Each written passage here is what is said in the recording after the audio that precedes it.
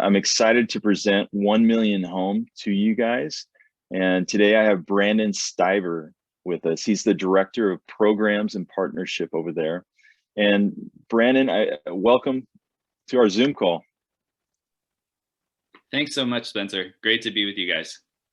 Great to be with you. He's a fellow Northwesterner now. He just moved up there with his family, and they're based out of the greater Seattle area. But Brandon, I wanted to ask you a few questions tonight, and just to present 1 Million Home to our stakeholders, to those that have championed the work in Haiti, just followed us and prayed for us and sewn in financially to our changes that we've been making towards family-based care. And really, we love you guys, and we wanted to present who you are and the impact you guys are having. So why don't we start with question number one? I kind of gave it away there, but what is 1 Million Home, and how have you guys been making impact through your organization? Yeah, well, first off, I'm a pseudo Northwesterner. I'm a California transplant to Tanzania, and then moved to Tacoma last year, and I'm enjoying it. But yeah, 1 Million Home is, we're a community of practice that focuses on accelerating small to medium-sized nonprofits that are focused on family care. That would be my quickest and easiest way to kind of explain what we do. There are some really large NGOs out there, and there's also these organizations that are small to medium in size and are located in specific contexts that are really doing fantastic work. But they don't necessarily always have the resources or the availability of another larger body to kind of step in. And we're not huge ourselves, but what we do is we go out and we recognize who's doing good work in a given country, specifically in regards to care reform. So we look for organizations that maybe they are children's homes right now, but they want to transition and help kids get back into family. Or maybe they used to be a children's home, or maybe they were never a children's home, but they have experience in reunifying families and reintegrating children back into the community. So we look for those types of organizations and say, hey, how can we learn from you?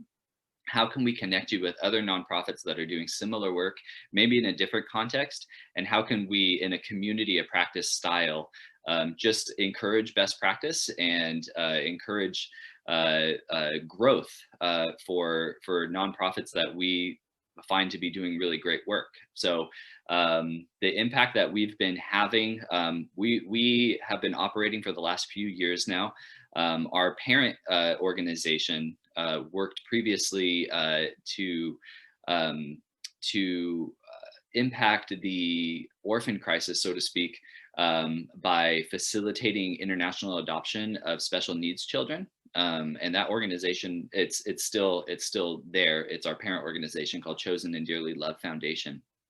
And they were doing great work. They came across an organization that had closed up their residential facility, so to speak, by reunifying those kids, and then started to run intervention for street dwelling kids, and just really caught the vision that yes, it's so important that special needs children are getting adopted, but there's actually more room for impact if we just focus on children's homes and orphanages that have recognized, hey, we could actually help more kids if we transition to family-based care, and then reach out to our community in other ways. So so we've been operating kind of under that mantle for the last 2 or 3 years. And one of the things that we do is we just come alongside those organizations and we build their capacity. So we say, what are you doing? How can we help you do more of it? How can we connect you with other people that you can learn from, that you can teach, so that we all do better when it comes to family care. So we're all about radical collaboration, and sharing resources, sharing tips and trade techniques and all of these different things. So that's what we're all about, and we're excited that Child Hope International joined our community last year. Great, thanks, Brandon. you kind of touched on your support levels with organizations. And one of the terms that we've used in our partnership is a national accelerator. Can you unpack that a little bit? What is a national accelerator? I mean, you guys are you're working in many countries. You're coming along organizations to do radical collaboration and support them in helping other organizations and transition kids back to family-based care. So can you share what a national accelerator looks like and how you're helping? Yeah, the National Accelerator program is really kind of our premier program. And essentially what we look at with the National Accelerator program is there a particular organization that is located within a context, and the organization itself has the skill sets, or at least could have the capacity built within it to affect greater change within that country, or at least within that region. So the National Accelerator program is coming alongside those types of organizations. And essentially what we have in care reform is there is this gap. There's a lot of organizations, orphanages, children's homes that are recognizing the importance for transitioning to family care, but they don't necessarily know how to do it. And they need a guide. They need support for that transition. That's why we say transition support services. So, and this could look like any number of things. This could look like training on how to reintegrate children, how to do tracing, how to do assessments. It could also branch out into more general concepts around organizational health, organizational capacity, how to work with stakeholders, how to work with government. There's kind of all these different components, and it can be quite complex. And because when we have complex issues, what we need are integrated responses that are also contextualized. So we recognize, to use the example of Haiti here, that transitioning to family care in Haiti looks different from Southeast Asia or West Africa or wherever you might be. So that's why we look for, well, what organizations on the ground have already done this. They have successfully reintegrated kids. They know how to follow up and manage cases. They know about family strengthening and finding initiatives that help families. And they're doing it all within this particular context, this particular government system. So we find those organizations and we say, well, how can we invest and share and feed into you guys so that you guys can help other organizations within your same country that are needing this support. So the National Accelerator program, we have these guidelines that we kind of go across that looks at sharing financial resources, sharing practice, developing resources together, reporting mechanisms, monitoring and evaluation, safeguarding, all of these different pieces that kind of come in together within this one program. And when we onboard a partner to be a national accelerator, they really become a core partner for us because they are the ones that are able to affect the most change. Last year in 2020, we had 3 national accelerators. All of them were located in sub-Saharan Africa. And our partner in Kenya is really doing amazing work, but we also had partners in Sierra Leone and Zambia. And all together, they helped over 1,000 kids safely reintegrate back into family. So, and they all do it not just by themselves, but in partnership with other, orphanages, children's homes, and so forth that are looking to change. And the reason that they might be changing could be for any number of reasons. They could be because of government mandate. It could be because people have just recognized this isn't working, or running a residential care facility has become cost prohibitive. They could come for any number of reasons, but our national accelerators equip them and empower them to make the change that they want to see themselves, and certainly that we want to see expand so that each kid receives their right to a family. Great, thank you. And to our support base, we have kind of stepped into that national accelerator role with you guys. And I can just speak how amazing it is that when we get on a call together, there is maybe 13 other directors from other countries, other organizations that are doing similar work in their context, and that those times have been great, from policy sharing to how do we approach certain subjects or obstacles in reunification. But the radical collaboration piece that you guys are facilitating has been awesome. It's been really neat, and I want to thank you guys for that. I love how you guys bring the faith element too into this. As we work with other organizations, we're dependent on the Lord, and we get to share and encourage one another. And it's been neat to see how you guys facilitate it. So, well, why Haiti? Why is 1 Million Home interested in Haiti? We've shared a lot with our organization about the data and the numbers of homes, amount of children in Haiti, but why is 1 Million Home interested in partnering with us in Haiti? Yeah, with any national accelerator, and for 2021, we've identified Child Hope International as one of 5 accelerators to partner with 1 Million Home, and we couldn't be more excited about this opportunity. We have 3 in Sub-Saharan Africa, 1 in Southeast Asia, and then Haiti right there in the Caribbean, and we're really looking forward to that. Haiti is an interesting context. As in regards to care reform, there has been work at the research level, especially done by some other nonprofits.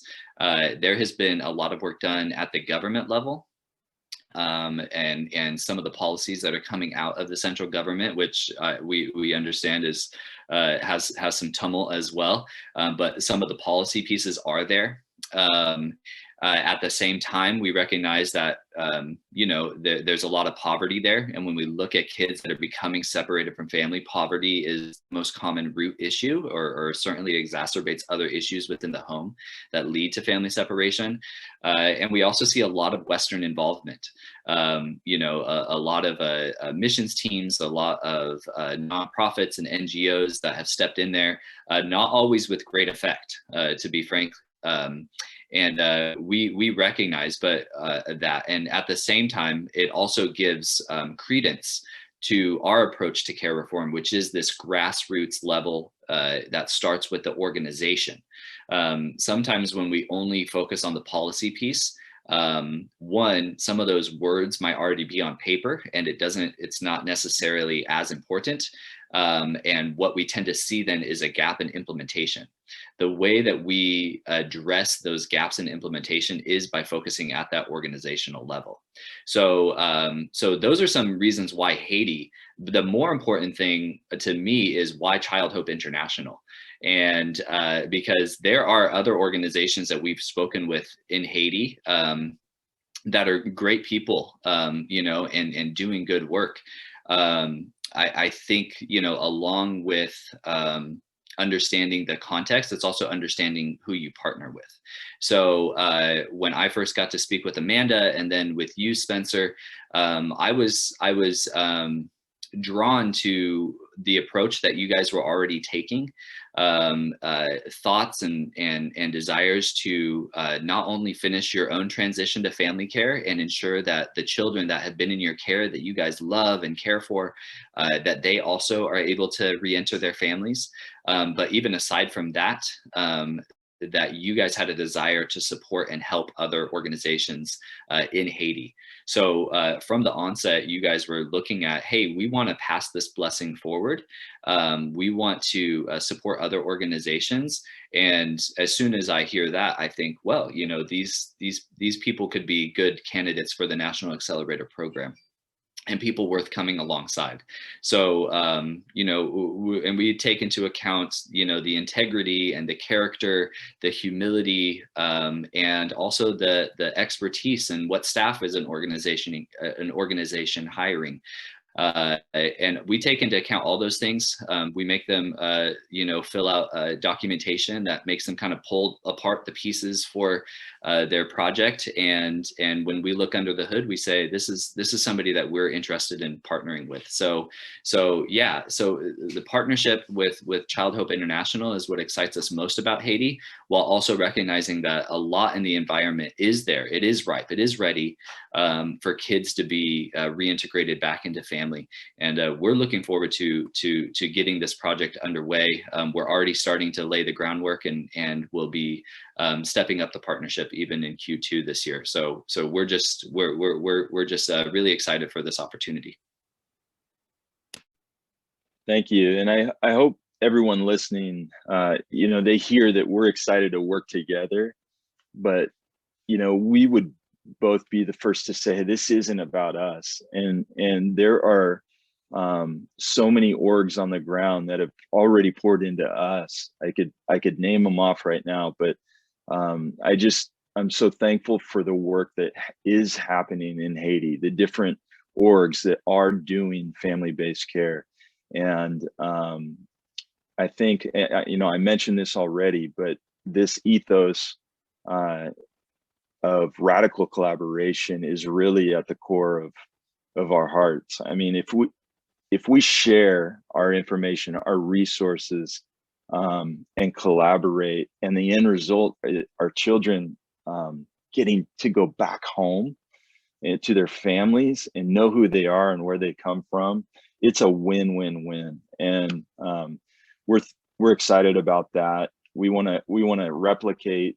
We want to scale it. There's over 700 orphanages in Haiti, but it's not about us. It's about just coming alongside people that are already doing it, who want to do it. And we're praying for these organizations that this would have momentum, that we could learn from them as well. So I'm excited for 2021. We know the context is difficult, but you guys have brought resources from social care reform. You're taking an in-depth look at how we're doing social care, how we're reporting, how we're assessing and supporting the families. That's been great. Also, the mental health aspect. You've brought experienced people to the table that's really having an impact on our psychologists, which is translating to, her trainings and her work on the ground. So we just thank you guys so much. It's been great catching up with you tonight. Thanks for jumping on the call. We're going to get back to our Zoom, but look forward to talking to you soon. Thanks, Brandon. Yeah, it's great to be with you, Spencer, and all the best. Look forward to what's ahead of all of us.